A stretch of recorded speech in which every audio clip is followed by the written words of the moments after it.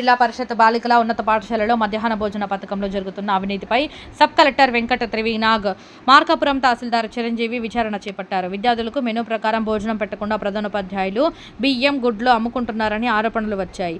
ఈ నేపథ్యంలో సోమవారం సాయంత్రం సబ్ కలెక్టర్ పాఠశాలకు వచ్చారు. రికార్డులను తనిఖీ చేసి వాటిని స్వాధీనం చేసుకున్నారు. విద్యార్థులకు ఇవ్వాల్సిన మెనూ సక్రమంగా ఇవ్వకపోవడంపై సబ్ కలెక్టర్ వెంకట త్రివినాగ్ ఆగ్రహం వ్యక్తం చేశారు. బియ్యం, కోడిగుడ్ల స్టాకును పరిశీలించి వాటిని సీజ్ చేశారు.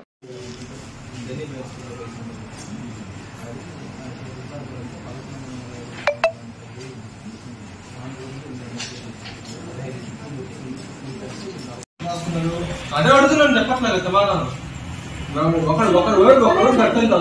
ఒకరోజు బియ్యం ఎంత వండుతున్నావు, ఎంతమంది నలగంత అవుతుంది.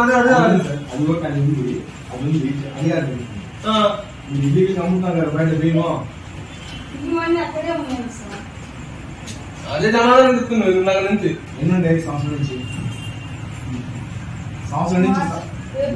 సరే ఈ సంవత్సరం అలా నోట్ చేయలేదు తిన్నప్పుడు తక్కువగానే ఇవ్వచ్చు, కానీ సార్ యాజ్ పర్ రిజిస్టర్స్ ఆ విధంగా నోట్ చేయలేదు.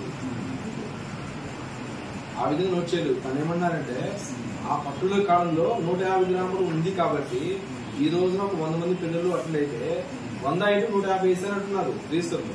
బట్ యాక్చువల్లీ ఇస్తుంది ఎంత stock? It's highly illegal.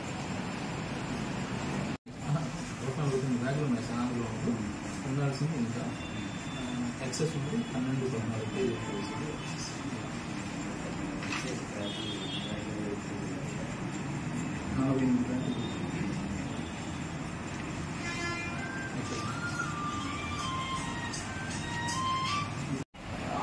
Discharging of duties very negligible. Next ఇండియన్లో తక్కువ పెట్టుకోవచ్చు. డెఫినెట్లీ లాస్ట్ టైం నేను డ్యూటీ చేశాను. ఐ డోంట్ నో ఈ వీరికి ఇలా జరుగుతుందని నేను ఎక్స్పెక్ట్ చేయలేదు. లాస్ట్ టైం నేను ఏం చెప్పానంటే ఓన్ రైస్ మీ దగ్గర ఉంటాయి కానీ అది చెడిపోతాయమ్మా, తిరగడం కొట్టి పెట్టమానండి. అది మీరు ఇమీడియట్ గా వాళ్ళకి గోడలు ఇవ్వండి. గోడల వాళ్ళు వేరే దానికి వాళ్ళు ఇది చేస్తారు. మీకు కొత్త పొయ్యి తీసుకోండి, కొత్త పొయ్యి తిరగడం పెట్టండి చెప్పాను లాస్ట్ టైం. వాళ్ళు చెప్పిన మాట వాళ్ళు చెవి పెట్టుకోవాలి. ఆఫర్ ఇచ్చినప్పుడు చేసేయాలి. ఏమైనా ఏదైనా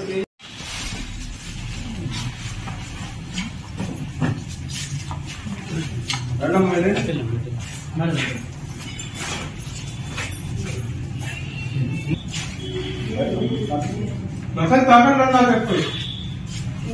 మొత్తం చాపండి అన్నారే. ఎంత బుక్ లేకుండా చెప్తారా? నాకు ఐడియా ఉండదండి, నేను చూసి చెప్పాల్సింది. ఇప్పటికైతే పాత్రలు కూడా కలిపి 30 ఇచ్చింది. పక్క రూమ్ లో వేయించారు సార్. పక్క రూమ్ లో ఉన్నాయి మాత్రం